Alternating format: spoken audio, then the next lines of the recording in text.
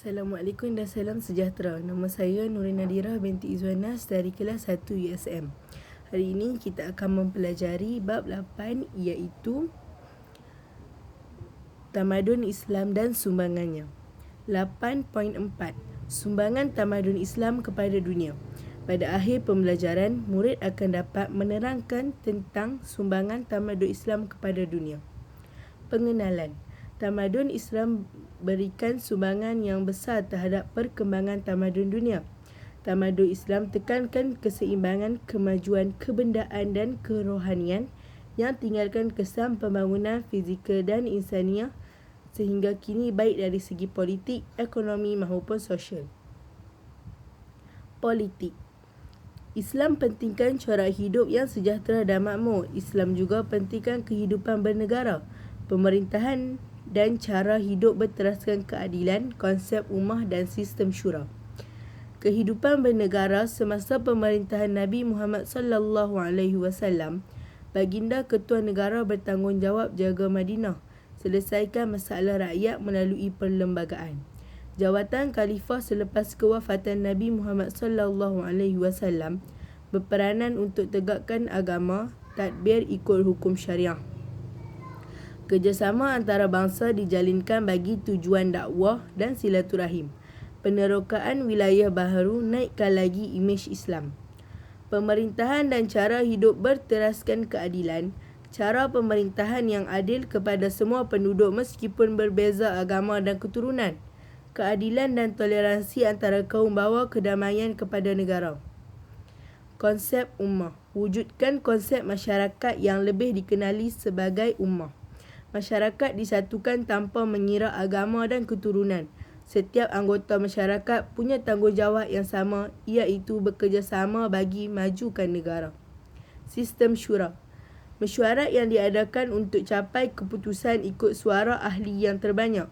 Diamalkan sejak zaman Nabi Muhammad SAW, diteruskan oleh kepimpinan Islam selepasnya, diamalkan bagi capai keputusan secara muafakat.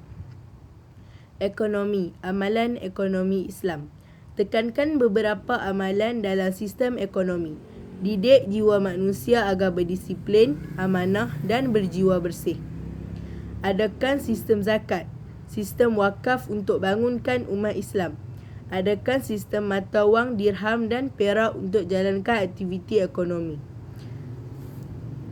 Adakan kutipan sistem cukai bayaran dalam bentuk wang oleh sesebuah kerajaan atau negara bagi individu atau syarikat yang tujuan asalnya adalah untuk biayai segala keperluan negara. Sistem cukai yang dilaksanakan di cukai tanah al-kharaj, cukai perlindungan suh al-jizyah, cukai diri jizyah al-ru'us dan cukai perdagangan al-ush. Larangan amalan riba boleh hancurkan konsep keadilan dalam masyarakat. Amalan ekonomi Islam. Tegah penindasan dan penipuan semasa berniaga.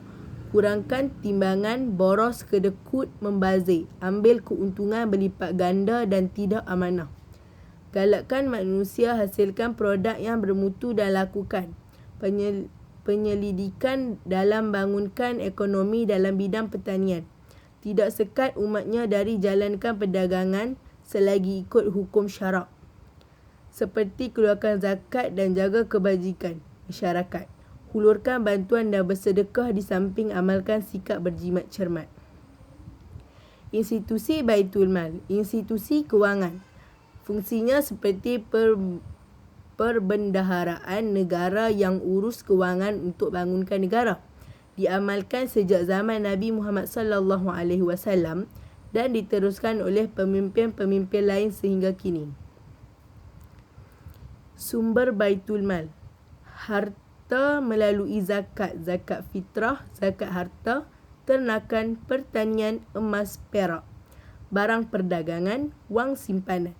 Harta negara, cukai perdagangan, sumber kekayaan alam, cukai harta, harta tanpa waris. Harta hak milik umat Islam yang tidak jelas penggunaannya, sedekah, wakaf, wasiat. Harta daripada peperangan, jizyah, ghanimah, kharaj. Pelaburan dan saham dijual kepada umat Islam melalui institusi yang ditubuhkan oleh Baitul Mal. Segala harta warisan yang tidak dapat dihabiskan oleh waris atau tidak waris. Memasakkan gedung-gedung perniagaan. Kedatangan Islam ke Sepanyol sebabkan terbinanya gedung-gedung perniagaan, beroperasi import barang-barang dari seluruh pelosok dunia. Menyediakan kemudahan asas. Dalam bidang pertanian, orang Islam telah perluas pembinaan sistem saliran. Sistem pengairan telah diperbaik untuk tingkatkan hasil pertanian. Contohnya, sistem pengairan Naurah di Syria. Kemudahan jambatan dan jalan raya yang lebih baik juga dibina seperti di Sepanyol. Islam mengangkat kedudukan dan maruah wanita. Angkat martabat dan muliakan kedudukan wanita. Wanita punyai peluang untuk dapat pendidikan dan hadiri majlis ilmu. Siti Aisyah binti Abu Bakar As-Siddiq, periwayat hadis dan tempat bertanya kaum wanita serta para sahabat tempat permasalahan hukum agama. Syafiah binti Abdul Muttalib, keluarga berperang bersama-sama kaum wanita Madinah untuk bantu berikan minuman dan rawatan tentera yang tercedera dalam perang Uhud. Teknik penyelidikan saintifik. Bantu perkembangan industri pengeluaran barang seperti industri kertas. Diperkenalkan di Itali, Perancis dan negara Eropah lain. Kaedah penyelidikan pertanian seperti sistem pengairan, pemilihan benih dan baja yang bermutu bawa kemajuan. Berlaku dalam bidang astronomi, fizik, perubatan dan kimia. Sosial. Kewujudan pusat kegiatan intelektual. Kewujudan pusat pendidikan. Kembangkan kegiatan keilmuan dengan pesatnya. Pemerintahan kerajaan Bani Umayyah, masjid dijadikan institusi pendidikan di Damsyik, Kufah dan Basrah. Istana Khalifah dijadikan pusat kegiatan pendidikan, iaitu tempat belajar dan perpustakaan. Pusat intelektual di Cordoba dan Toledo, Sepanyol.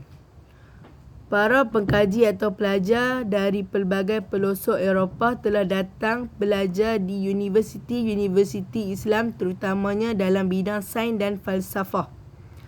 Para sarjana Islam lakukan penterjemahan telah tingkatkan lagi pengetahuan tentang falsafah dan sains dari zaman Yunani. Hubungan orang Islam, Yahudi dan Kristian telah wujudkan budaya ilmu yang memberangsangkan. Sosial. Kemunculan ilmuwan Islam, ilmu sains dan kimia. Hasilkan sebanyak 80 buah karya perubatan dan kimia. Himpunan hasil penulisannya dikenali Korpus Jabir. Kebanyakan karyanya diterjemah ke dalam bahasa Latin. Jabir bin Hayyan. Perubatan. Tokoh perubatan dan ahli falsafah masyhur dengan bukunya Al-Qanun Al-Tib. Ahli falsafah barat Albert the Great telah dipengaruhi oleh karya Ibn Sina. Falsafah hasilkan lebih daripada 270 buah karya mencakupi pelbagai bidang seperti logik, muzik dan perubatan. Tokoh ilmuwan atau pengajian Eropah seperti Roger Bacon dan Distracus terpengaruh dengan idea Al-Kindi. Astronomi dan falak. Beliau perkenalkan asas ilmu trigonometer, menulis buku astronomi dan cipta alat ukuran masa Al-Batani. Geografi Al-Biruni. Kajian utama beliau dalam bidang kartografi, peta dan geografi. Kebanyakannya orang Eropah telah berlayar dengan gunakan peta yang dicipta oleh tokoh ini. Matematik Al-Khawarizmi. Pengasas ilmu algebra. Pengasas kitab hisab Al-Jabr wa Al-Muqabalah. yang telah diterjemah ke dalam pelbagai bahasa. Terjemahan ke dalam bahasa Latin dilakukan oleh Grant of Roman dan dijadikan teks asas di universiti di barat. Pelayaran Ibnu Battuta pernah berlayar sampai ke India dan alam Melayu. Buku pelayaran beliau digunakan oleh pelayar lain selepas itu.